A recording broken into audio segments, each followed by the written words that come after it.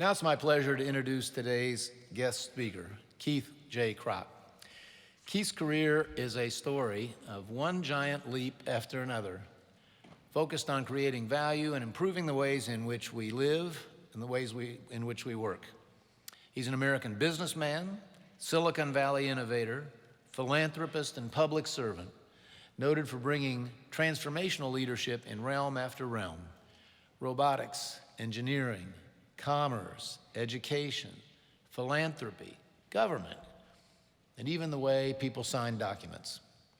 With a Purdue degree in industrial engineering and a Harvard MBA, Keith went on to become the youngest vice president in General Motors history at age 26, a founding member of the first-of-its-kind analytical software company, RASNA, co-founder, chairman, and CEO of the world's largest commerce network, Ariba, chairman, president, and CEO of DocuSign, and most recently, United States Undersecretary of State for Economic Growth, Energy, and the Environment, a position to which he was unanimously confirmed by the U.S. Senate. The list goes on.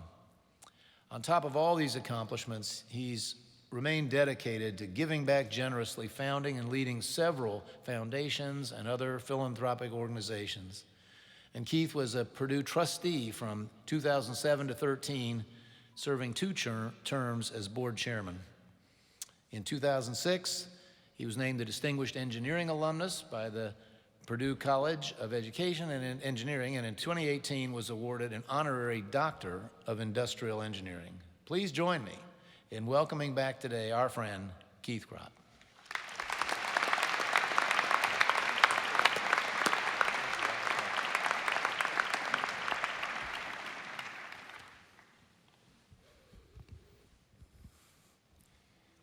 Thank you so much, Mitch, for that kind introduction.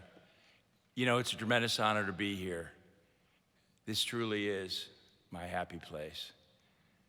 And so for the class of 2021, and your parents, your families, and your friends, I just have one question for you. Is Purdue the greatest university or what?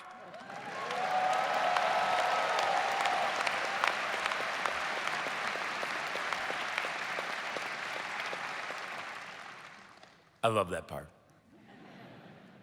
And you know, I just had to do it because I'm recruiting my 10-year-old twins, Em and JD, to be Boilermakers. They're here with my amazing wife, Meta, who I now affectionately just call Facebook.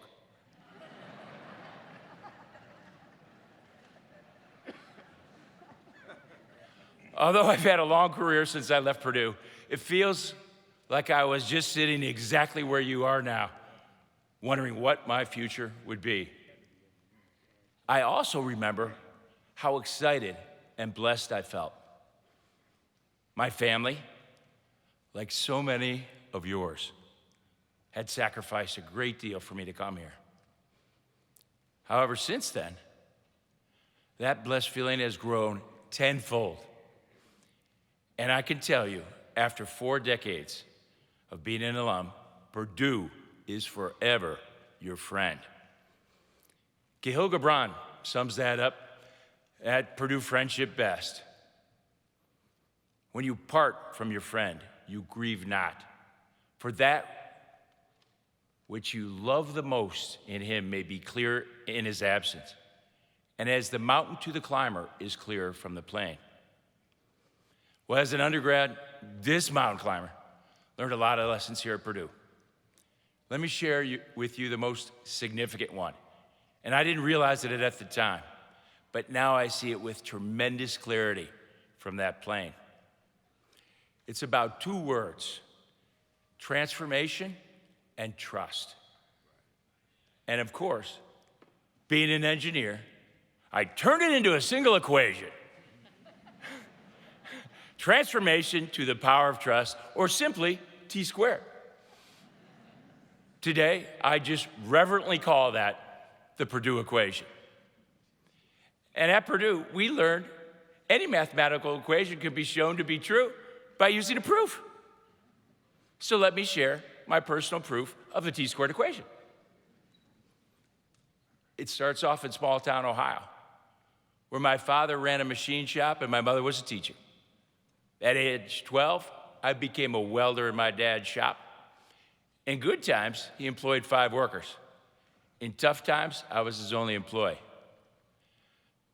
My father encouraged me to get some college knowledge and come back as an engineer to help him grow the business into a big company of 10 employees. Well, I did become an engineer. I never went back to work with my dad.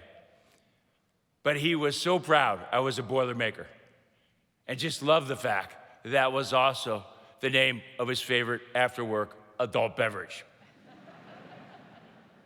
Here's to you, Pops.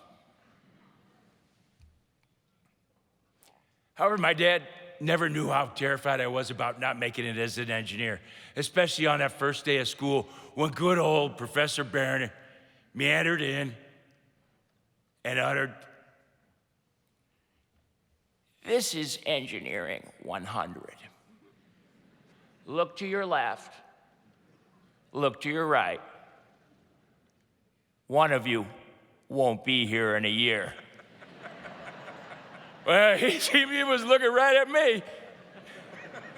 And anybody who doesn't think fear is a motivator hasn't taken engineering 100 from Barony. And I was undeniably outgunned because I never got into those fancy high school honors classes, and I knew my competition on my right and my left had, because they told me. So I'm thinking, oh boy, I've just jumped in water over my head, and I better learn how to swim fast. It took all the courage I could muster to challenge my status quo, but it was a great lesson in transformation and trusting myself. And Purdue continued to provide me with plenty of opportunities to expand my comfort zone and take risks. I have Purdue to thank for that little voice in my head that tells me to go for it. And I've been doing it ever since. My transformational journey has been at high velocity with diverse adventures every few years. By living on the edge, I've experienced plenty of adversity and lots of opportunities to learn from my failures. And if there's anything I've learned, that's when you learn the most. Each new chapter builds on the last one and involves the risk of jumping in water over your head. After a while, that adrenaline rush becomes so addicting that I can't imagine my life without it. I call it scary fun. To quote one of the greatest transformational leaders of our time, the biggest risk of all is that we stop taking risks at all. And that's why the Wall Street Journal calls Mitch Daniels the most innovative university president in America.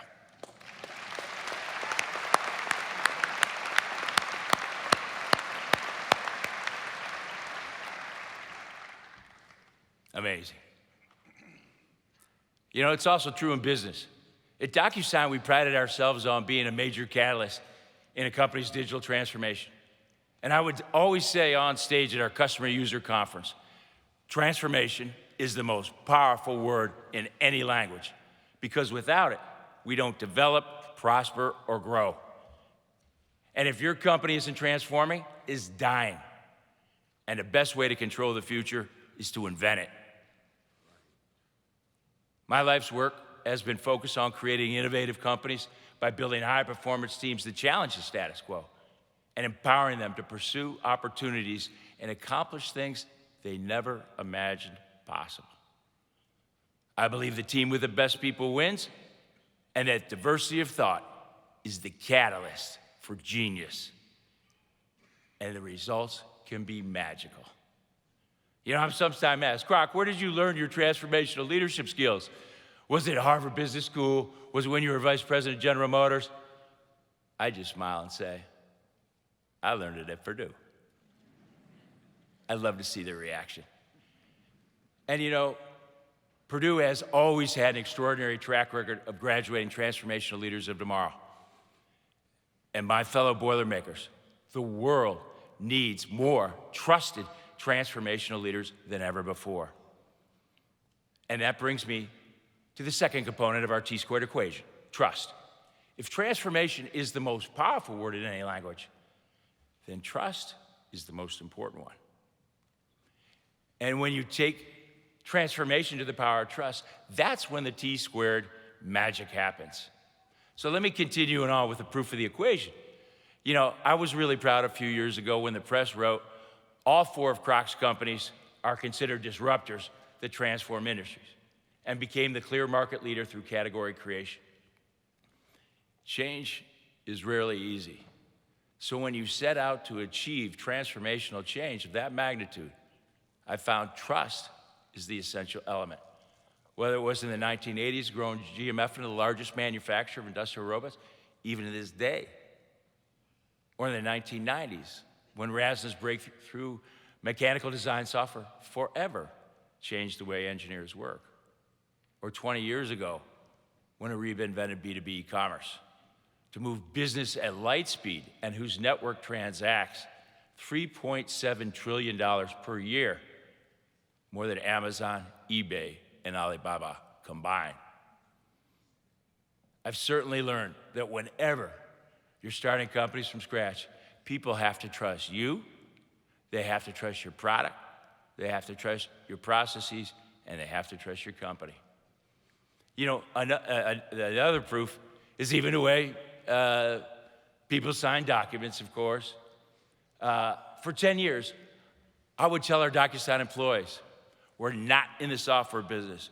We are in the trust business because we deal with people's most important documents, and those are the ones that you sign. Trust is the basis of every relationship, whether it's business, personal, or otherwise. And you partner with people you trust, you do business with people you trust, you buy from people you trust, and you love people you trust.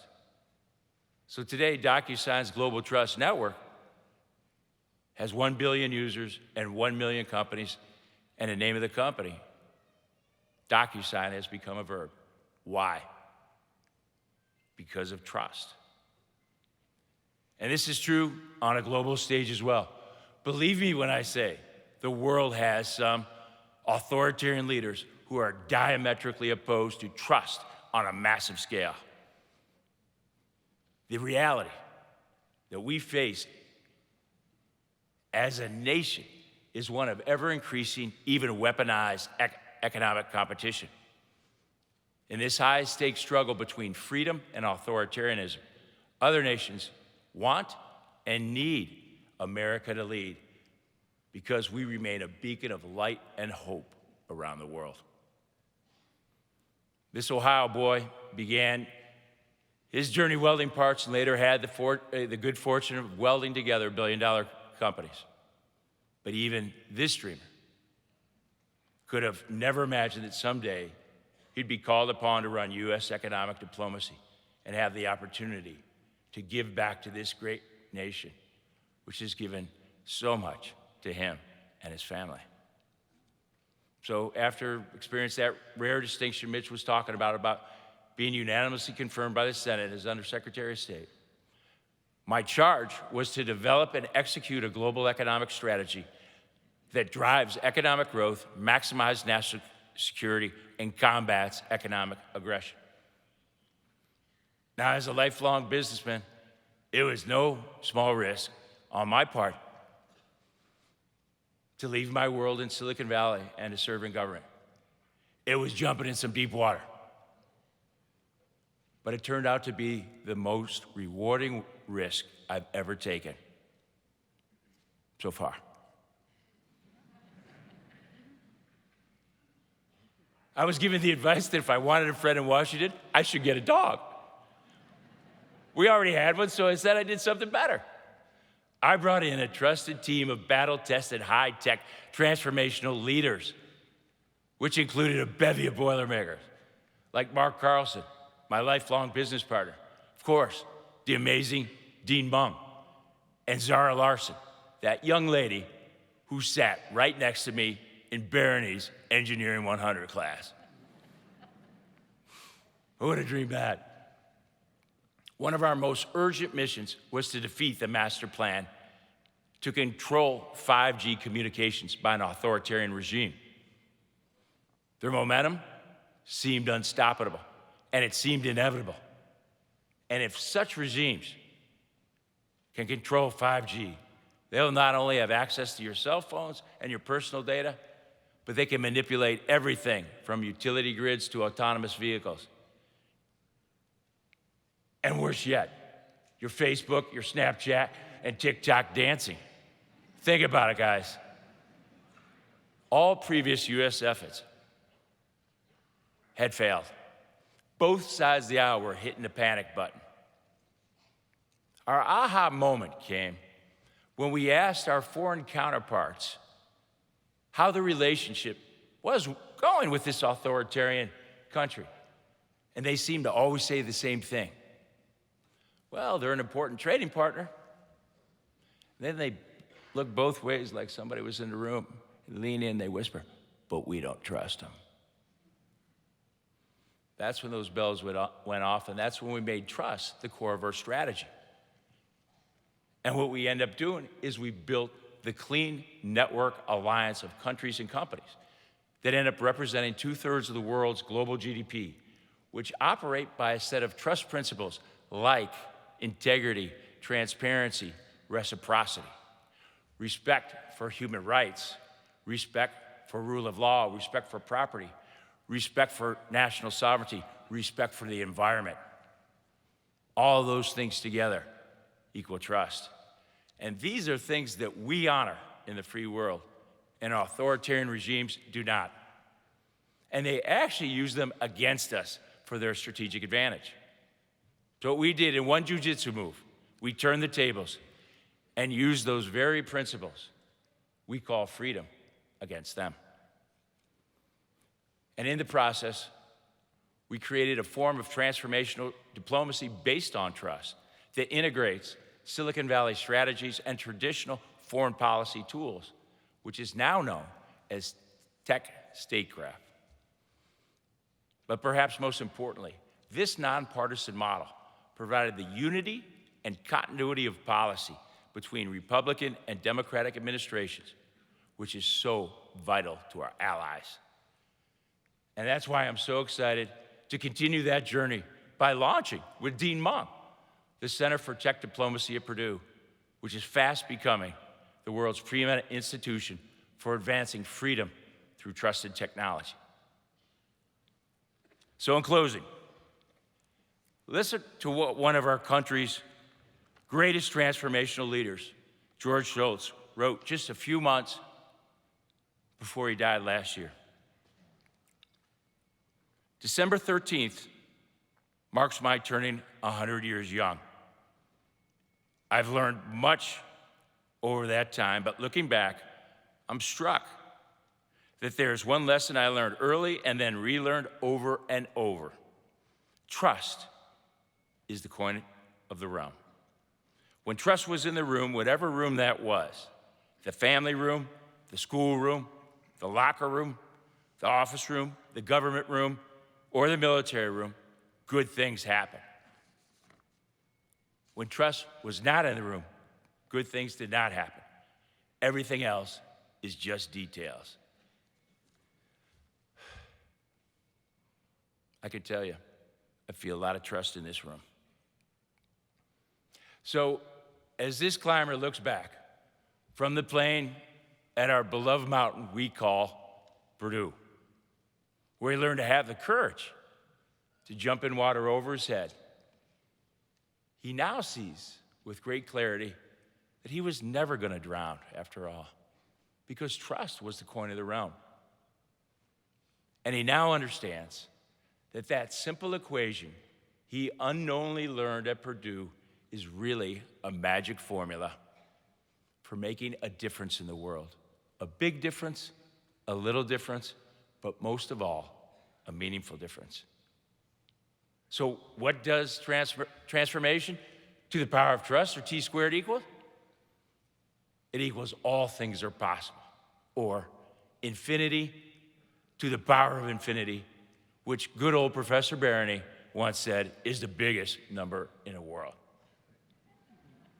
So it's now up to you to jump in water over your head and make the transformational magic happen by trusting in yourself and building trust wherever you go. Come on in. The water's just fine. And you can trust there are a lot of us Boilermakers in there for you. May God bless you and your families on this great day. May God always bless the United States of America. Hail Purdue.